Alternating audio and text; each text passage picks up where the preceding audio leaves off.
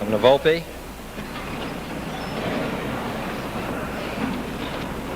Speaker Thompson, President Powers, Lieutenant Governor McLaughlin, members of the General Court, constitutional officers, Reverend clergy, ladies and gentlemen. I have welcomed this opportunity to address this historic body, and through you, the people of Massachusetts, to whom I am so deeply indebted for a lifetime of friendship and trust.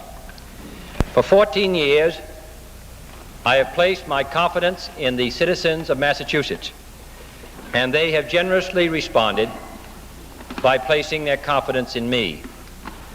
Now, on the Friday after next, I am to assume new and broader responsibilities. But I am not here to bid farewell to Massachusetts. For 43 years, whether I was in London or in Washington or in the South Pacific or elsewhere, this has been my home. And God willing, wherever I serve, this shall remain my home.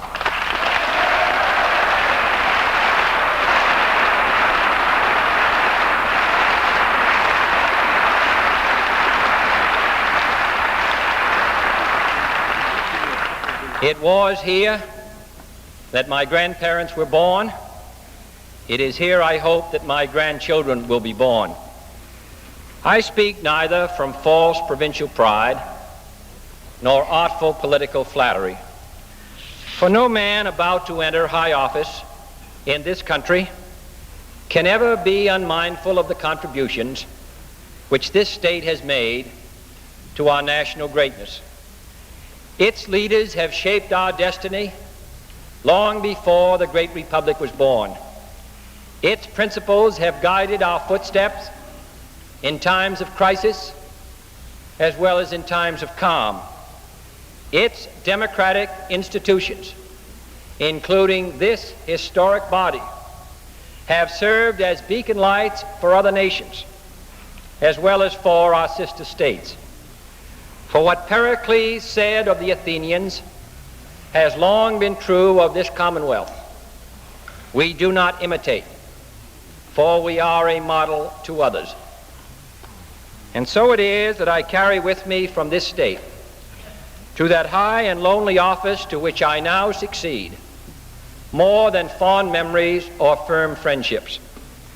The enduring quality of Massachusetts, the common threads woven by the Pilgrim and the Puritan, the fisherman and the farmer, the Yankee and the immigrant, will not be and could not be forgotten in this nation's executive mansion. They are an indelible part of my life, my convictions, my view of the past, and my hopes for the future. Allow me to illustrate. During the last 60 days, I have been at the task of constructing an administration. It has been a long and deliberate process. Some have counseled greater speed. Others have counseled more expedient tests. But I have been guided by the standard John Winthrop set before his shipmates on the flagship Arabella 331 years ago, as they too faced the task of building a new government on a perilous frontier. We must always consider, he said, that we shall be as a city upon a hill. The eyes of all people are upon us. Today, the eyes of all people are truly upon us, and our governments in every branch, at every level, national, state, and local, must be as a city upon a hill, constructed and inhabited by men aware of their great trusts and their grave responsibilities. For we are setting out upon a voyage in 1961, no less hazardous than that undertaken by the Arabella in 1630.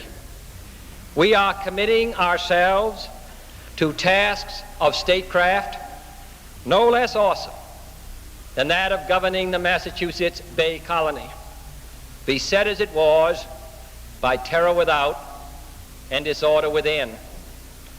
History will not judge our endeavors, and a government cannot be selected merely on the basis of color or creed or party affiliation. Neither will competence and loyalty and stature, while essential to the utmost, suffice in times such as these.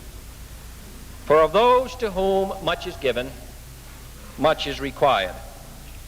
And when at some future date the high court of history sits in judgment on each one of us, recording whether in our brief span of service we fulfilled our responsibilities to the state, our success or failure in whatever office we may hold will be measured by the answers to 4 questions.